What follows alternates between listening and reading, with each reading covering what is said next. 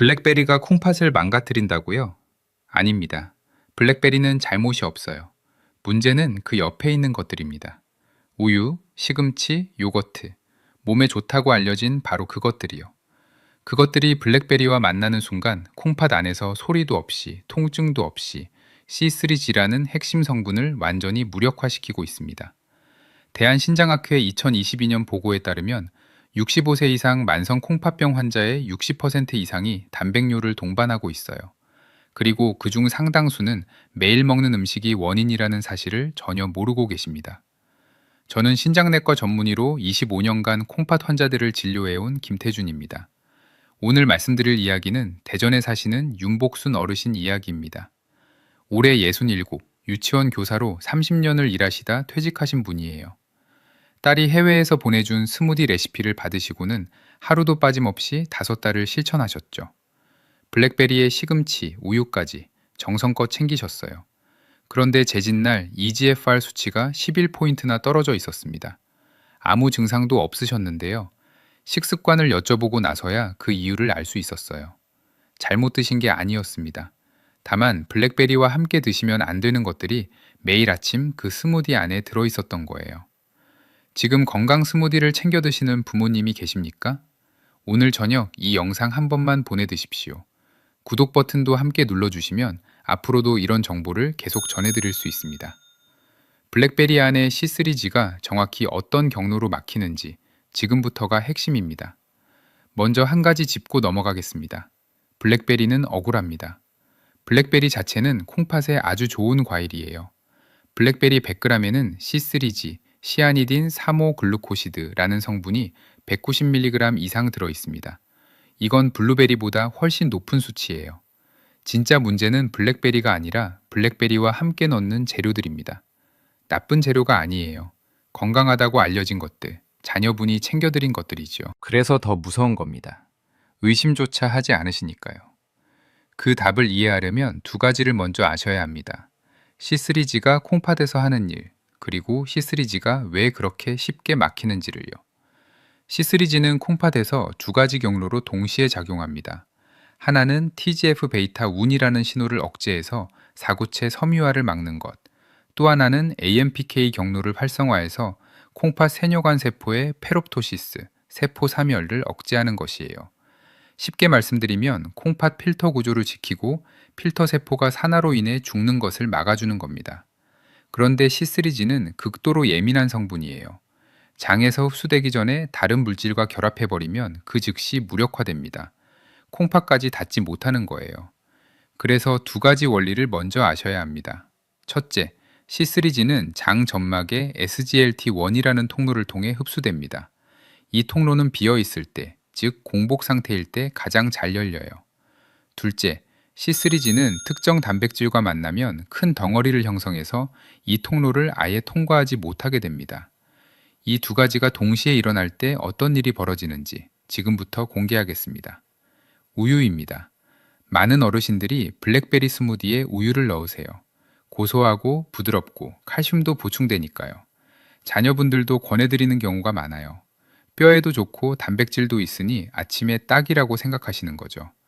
그런데 2021년 국제식품화학저널에 발표된 연구에 따르면 우유 속 카제인 단백질, 알파카제인과 베이타락토글로불린이 C3G와 만나는 순간 정전기적 인력과 소수성 결합으로 큰 복합체를 형성합니다. 형광, 소광 분석에서 직접 확인된 결과예요. 쉽게 말씀드리면요. C3G가 카제인 단백질에 달라붙어서서 장 흡수 통로를 통과할 수 없을 만큼 큰 덩어리가 돼버리는 거예요. 결국 C3G는 장을 그냥 지나쳐서 배출됩니다. 콩팥에는 단 한 분자도 닿지 못한 채로요. 블랙베리를 열심히 드셔도 우유와 함께라면 콩팥은 아무것도 받지 못하는 겁니다. 그런데 문제가 하나 더 있어요. 카제인이 C3G를 막는 것과 별개로 동물성 단백질 자체가 콩팥에 추가 부담을 줍니다. 동물성 단백질이 체내에서 분해되면 요소와 황산 같은 산성 물질이 만들어지거든요. 이 노폐물들을 콩팥이 전부 걸러내야 해요. 특히 65세 이상이 되면 콩팥의 여과 용량이 이미 자연적으로 줄어든 상태인데 여기에 매일 아침 동물성 단백질을 처리해야 하는 부담까지 더해지는 겁니다. C3G는 막혀서 못 들어오는데 콩팥 부담은 오히려 늘어나는 거예요.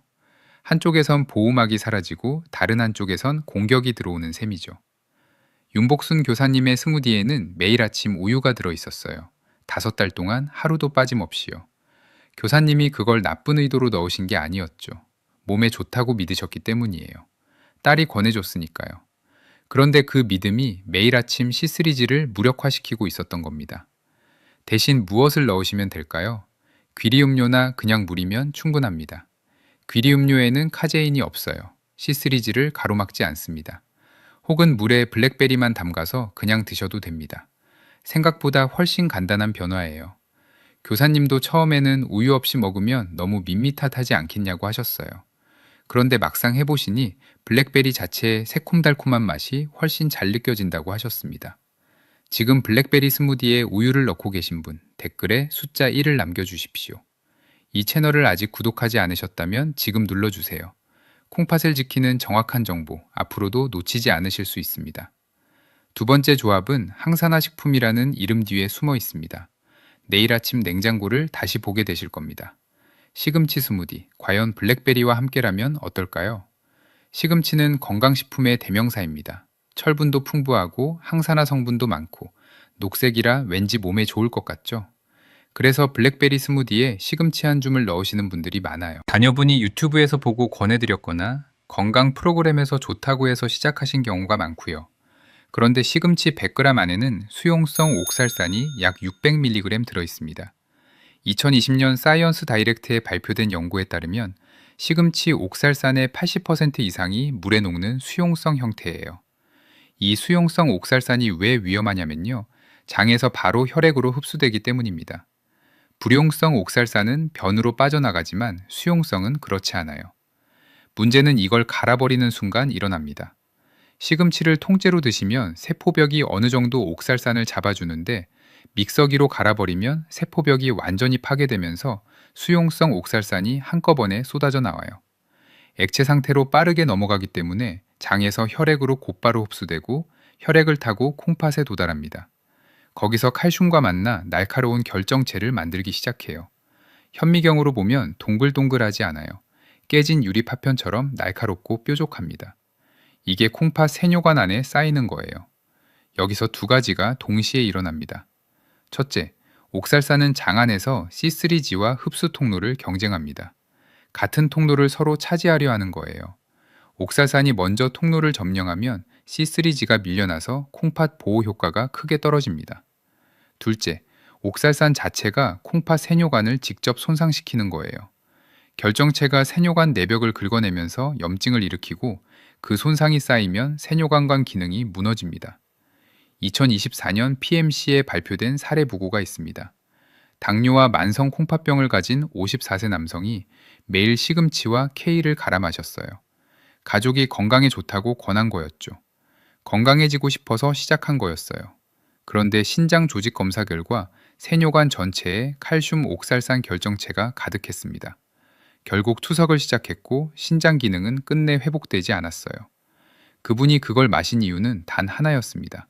건강해지고 싶어서.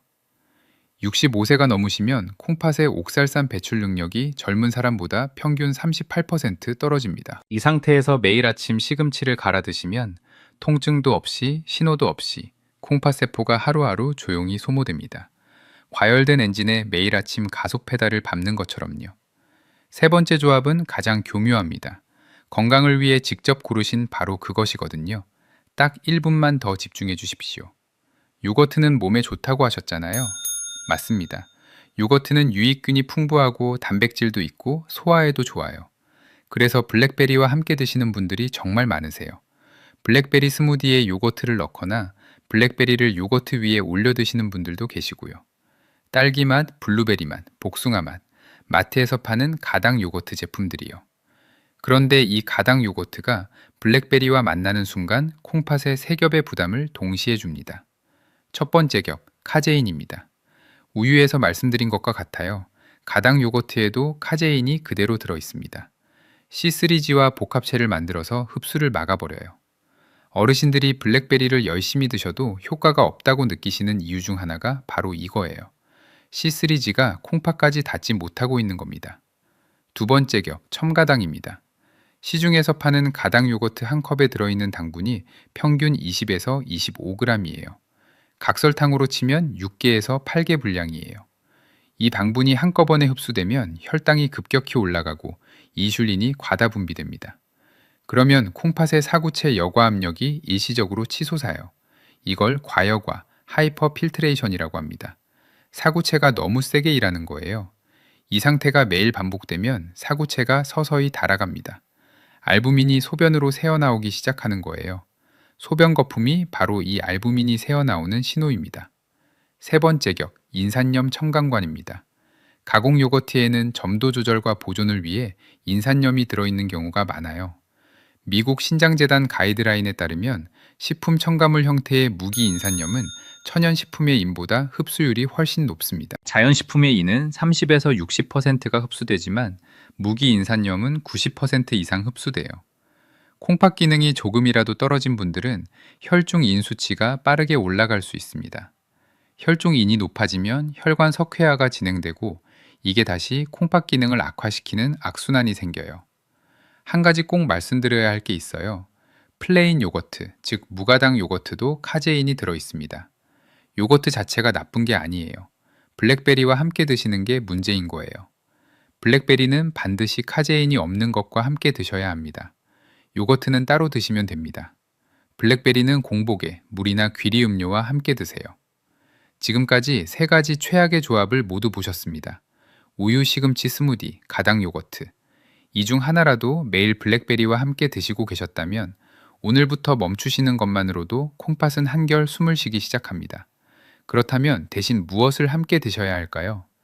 좋아요를 눌러주시고 구독도 함께 눌러주세요. 지금부터 분위기를 완전히 바꾸겠습니다. 여기서 나가시면 오늘 영상에서 가장 실용적인 내용을 놓치십니다. 그렇다면 블랙베리를 평생 끊어야 할까요? 아닙니다. 문제는 블랙베리가 아니라 방법입니다. 한 가지만 먼저 말씀드릴게요. 오늘 제가 드리는 내용은 식습관에 관한 정보입니다. 현재 혈압약이나 당뇨약 또는 다른 약을 복용 중이시라면 반드시 계속 드셔야 하고 식단을 바꾸실 때는 담당 선생님과 먼저 상의하시는 게 좋습니다. 특히 EGFR이 45 미만이신 분들은 오늘 말씀드리는 식품 중 일부가 칼륨이나 인 함량 때문에 제한이 필요할 수 있어요. 음식은 약을 대신하는 게 아니라 몸이 더 잘 작동하도록 돕는 거거든요. 오늘 제가 드리는 조합 방법도 그 연장선에서 이해해 주시면 됩니다. 자, 그럼 준비부터 시작하겠습니다. 블랙베리는 냉동으로 구입하십시오. 수확 직후 급속 냉동하는 과정에서 세포벽이 미세하게 파괴되면서 C3G 흡수율이 높아집니다.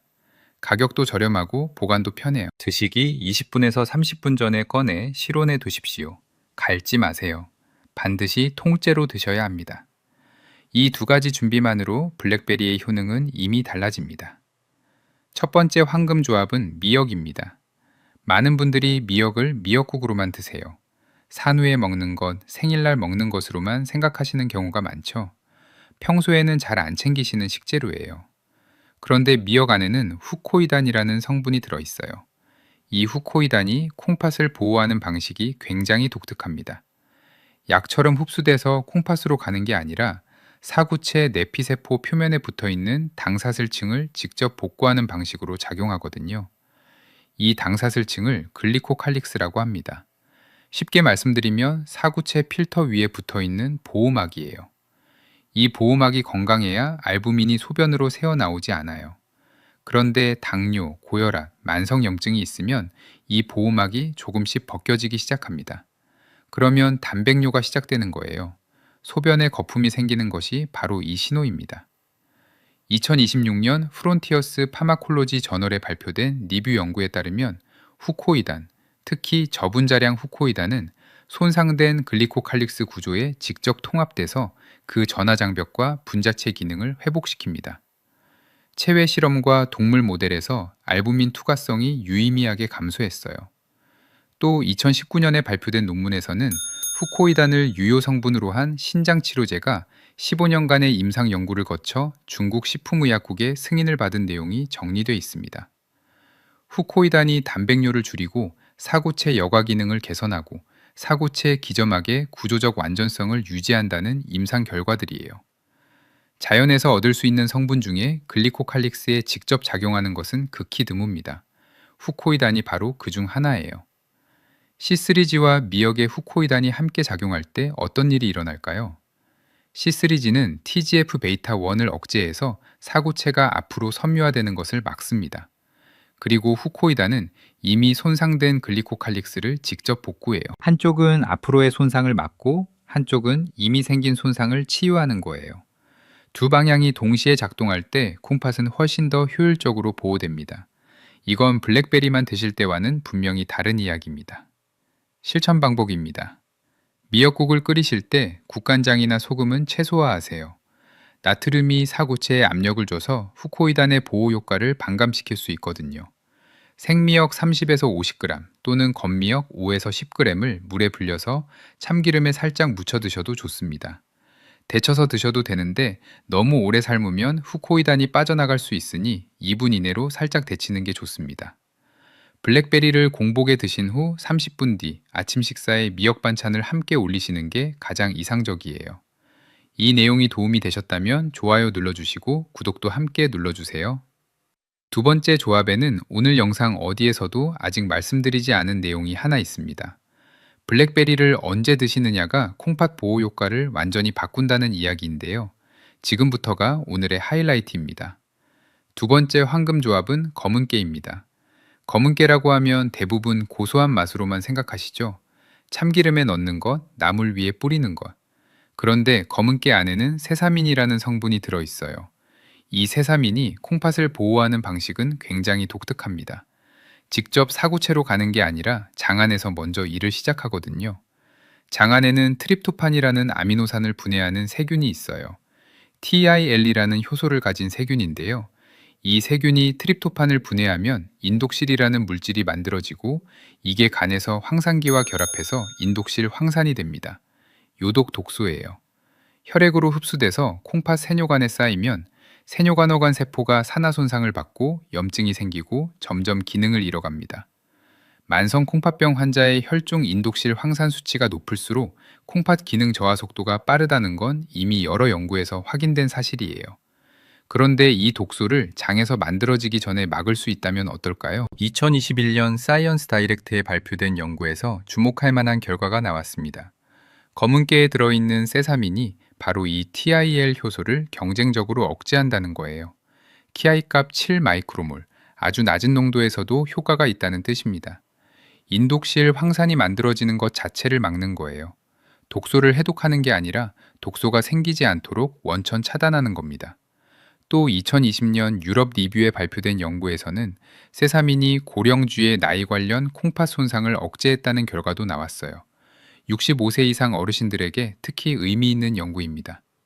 C3G와 검은깨의 조합이 왜 좋을까요? C3G는 사구체에서 섬유화와 세포 사멸을 막고 세사민은 장에서 독소 생산 자체를 차단합니다. 한쪽은 사구체를 지키고 한쪽은 세뇨관으로 가는 독소를 줄이는 거예요. 콩팥의 두 핵심 구조가 동시에 보호받는 셈이죠. 여기서 오늘 영상에서 처음 말씀드리는 내용이 있습니다. 블랙베리를 드시는 시간 이야기예요. 많은 분들이 아침 식사와 함께 또는 식사 후에 블랙베리를 드세요. 그런데 C3G가 흡수되는 장의 SGLT1 통로는 공복 상태일 때 가장 활발하게 열려 있습니다. 식사 후에는 포도당과 과당이 이 통로를 먼저 차지해버려서 C3G가 밀려납니다. 즉 블랙베리는 반드시 아침 식사 20분에서 30분 전 공복 상태에서 드셔야 합니다. 똑같은 블랙베리를 드셔도 언제 드시느냐에 따라 콩팥에 도달하는 C3G의 양이 완전히 달라지는 거예요. 이건 많은 분들이 모르고 계신 내용이에요. 블랙베리를 꾸준히 드시는데도 효과가 느껴지지 않으신다면 시간을 바꿔보세요. 검은깨는 이 블랙베리와 함께 공복에 드시면 됩니다. 하루 한 큰술, 약 10g이면 충분해요. 살짝 볶아서 드시거나 절구에 가볍게 빻아서 드시면 세사민 흡수가 더 잘 됩니다. 기름에 볶거나 소금을 첨가한 제품은 피하세요. 세 번째 황금 조합은 귀리입니다. 귀리는 식이섬유가 풍부하다는 건 많이 알려져 있어요. 그런데 콩팥 건강 측면에서 귀리가 왜 특별한지 아시는 분은 많지 않습니다. 귀리 안에는 베타글루칸이라는 수용성 식이섬유가 있어요. 이 베타글루칸이 장 안에서 하는 일이 있습니다. 유익균의 먹이가 돼서 장내 미생물 환경을 바꾸거든요. 유익균이 늘어나면 단세지방산이 만들어지고 장 점막 장벽이 튼튼해집니다. 장 점막 장벽이 튼튼해지면 어떤 일이 일어나냐면요. 장에서 만들어지는 TMAO, 즉 트리메틸아민 N옥시드라는 요독 물질이 혈액으로 새어 들어가는 게 줄어드는 거예요. TMAO는 콩팥 사구체와 생효관에 만성 염증을 유발하는 요독 독소 중 하나입니다. 검은깨의 세사민이 인독실 황산을 차단하는 것처럼 귀리의 베타글루칸은 TMAO를 차단하는 거예요. 장에서 독소가 오기 전에 막는 전략입니다. 2019년 사이언스 다이렉트에 발표된 임상 연구가 있습니다. 만성 콩팥병 3기에서 4기 환자 28명에게 귀리 베타글루칸을 하루 3g씩 12주간 보충했더니 혈중 TMAO 수치가 유의미하게 감소했어요. 이 연구에 참여한 환자들의 평균 연령이 67.6세였습니다. 바로 우리 어르신들과 같은 연령대예요. 특히 주목할 점은 부작용이 없었다는 거예요. 귀리는 안전합니다. 2022년 프론티어스 뉴트리션에 발표된 동물 실험에서도 귀리 베타글루칸이 당뇨성 신증 모델에서 신장 기능을 개선하고 IL-6과 VEGF 같은 염증 지표를 낮췄다는 결과가 나왔습니다. C3G, 후코이단, 세사민, 베타글루칸이 함께 작용할 때 콩팥이 받는 보호는 어떤 모습일까요? C3G는 사구체 섬유화를 막고 후코이단은 글리코칼릭스를 복구하고 세사민은 인독실 황산 생성을 차단하고 베타글루칸은 TMAO를 줄입니다. 사구체, 내피세포 보호막, 세뇨관, 장 콩팥축 네 가지 경로가 동시에 열리는 거예요. 어느 한 가지만으로는 만들어낼 수 없는 이체적인 보호막이 생기는 겁니다. 실천 방법입니다.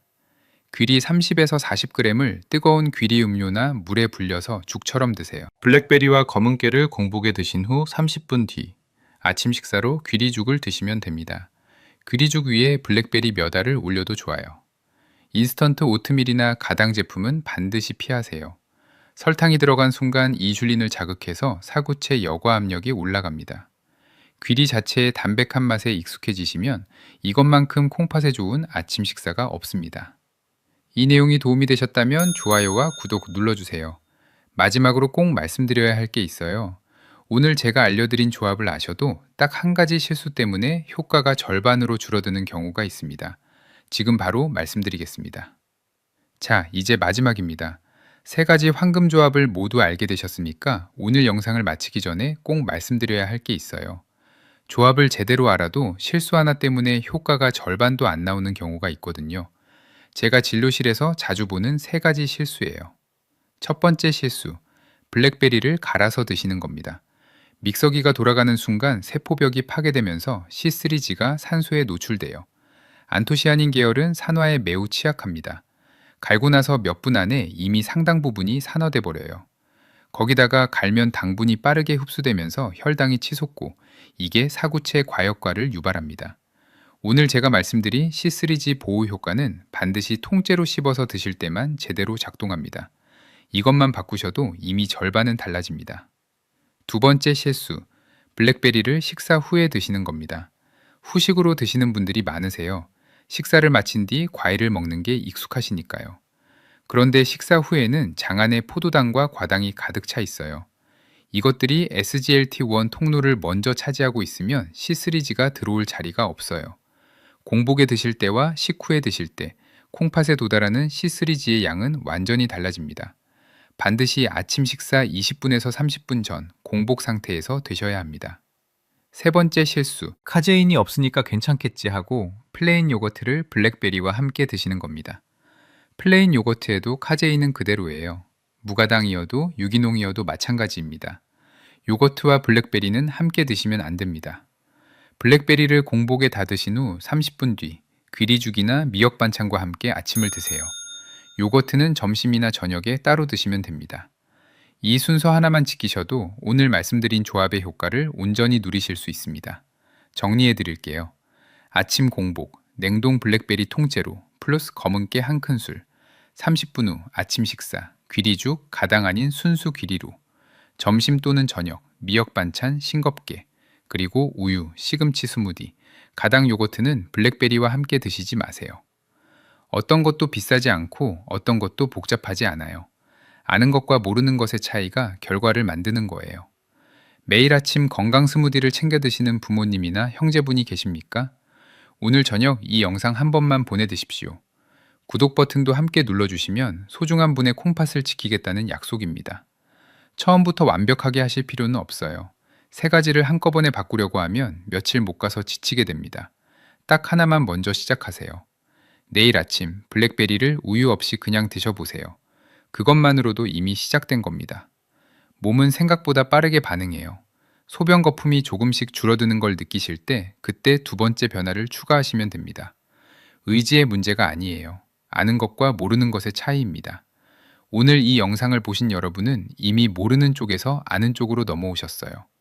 콩팥을 바꾸는 건 특별한 결심이 필요하지 않습니다. 내일 아침 냉장고 문을 열 때 딱 하나만 떠올려 주세요. 우유 대신 귀리 음료. 그게 전부예요. 8주 후 윤복순 교사님이 다시 오셨습니다. 검사 결과지를 함께 보는데 EGFR이 조금씩 회복되고 있었어요. 수치도 수치지만 교사님이 직접 하신 말씀이 더 기억에 남습니다. 선생님, 요즘 아침에 화장실 가면 예전보다 거품이 훨씬 줄었어요. 그리고 딸한테 전화해서 공식을 바꿔줘서 고맙다고 했어요. 두 가지예요. 거품이 줄었다는 것, 그리고 딸에게 고마움을 전할 수 있게 됐다는 것. 처음 오셨을 때 EGFR이 11포인트나 떨어져 있다는 걸 아시고 많이 놀라셨어요. 증상도 없었는데 아무 신호도 없었는데 하고요.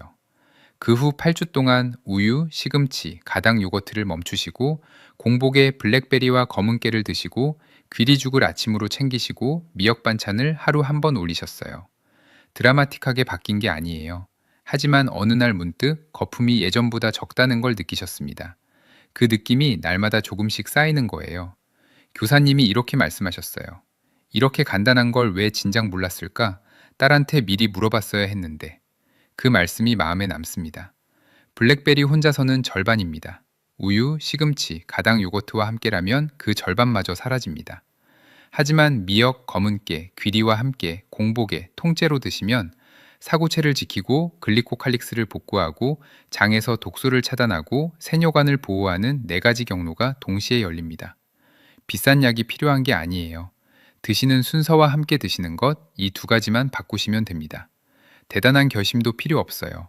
내일 아침 우유 대신 귀리 음료, 시금치 대신 미역 반찬, 요거트는 따로, 블랙베리는 식사 전 공복에 검은깨와 함께, 그게 시작입니다. 한 가지만 더 말씀드리겠습니다. 음식을 바꾸는 것만큼 중요한 게 하나 있어요. 바로 정기검진입니다. 콩팥은 70%가 망가질 때까지 아무 증상이 없는 장기예요. 윤복순 교사님도 아무 신호가 없으셨잖아요. 그래서 1년에 한 번 소변 검사와 혈액 검사만 받으셔도 됩니다. 크레아티닌, EGFR, 단백뇨, 이 3가지 수치만 확인하시면 콩팥 상태를 바로 알 수 있어요. 오늘 말씀드린 식습관 변화와 정기검진, 이 2가지가 함께 갈 때 콩팥은 훨씬 오래, 훨씬 튼튼하게 버텨줍니다. 지금 당장 드라마틱한 변화가 느껴지지 않으셔도 괜찮아요. 콩팥은 느리게 나빠지고 느리게 회복됩니다. 꾸준함이 전부예요. 검진 날짜를 오늘 달력에 적어두세요. 작은 행동 하나가 나중에 큰 차이를 만드는 거예요. 부모님이나 형제분 중에 마지막으로 콩팥 검사를 받으신 게 언제인지 모르시는 분이 계십니까? 오늘 저녁 한 번만 여쭤봐 주십시오. 그 질문 하나가 콩팥을 지키는 첫걸음이 될 수 있습니다. 식습관도 검진도 모두 혼자 하는 것보다 가족이 함께 할 때 훨씬 오래 지속됩니다. 소중한 분과 함께 시작해 주세요. 오늘 이 내용이 도움이 되셨다면 지금 바로 매일 건강 스무디를 챙겨 드시는 부모님이나 형제분께 이 영상을 보내드십시오. 건강 정보는 혼자 하는 것보다 사랑하는 사람과 함께 실천할 때 훨씬 더 큰 힘이 됩니다. 여러분과 여러분 가족 모두 늘 건강하시길 바랍니다.